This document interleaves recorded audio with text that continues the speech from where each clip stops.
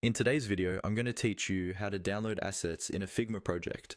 We'll walk through a simple, practical process so you can export exactly what you need in the right format, ready to use in your website, app, or presentation.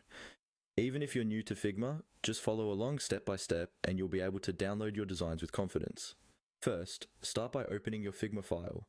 This might be a project you created yourself or one that's been shared with you. From the Figma dashboard, click on the file you want to work with. Once it opens, make sure you're on the correct page and zoomed in enough to see the frame, component, or individual element you want to export.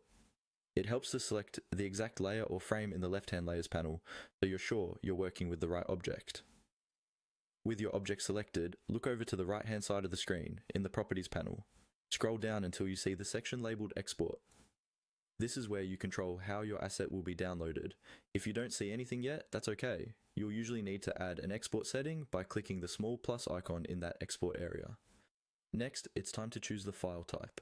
Figma lets you export in formats like PNG, JPG, SVG, or PDF. Click the drop-down next to the size or the plus icon and pick the format that best fits your use case. For example, PNG is great for high-quality images with transparency. JPG works well for photos or assets where file size matters more.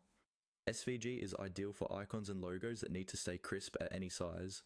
And PDF is useful for documents or multi-page designs.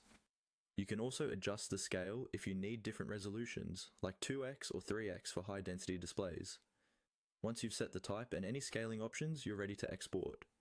In the export section, you'll see a button that includes the name of your selection, such as the name of the frame or project. Click that export button. Figma will generate the file, and your browser will either download it automatically or ask where you'd like to save it on your computer. After the download finishes, open the file from your downloads folder to quickly verify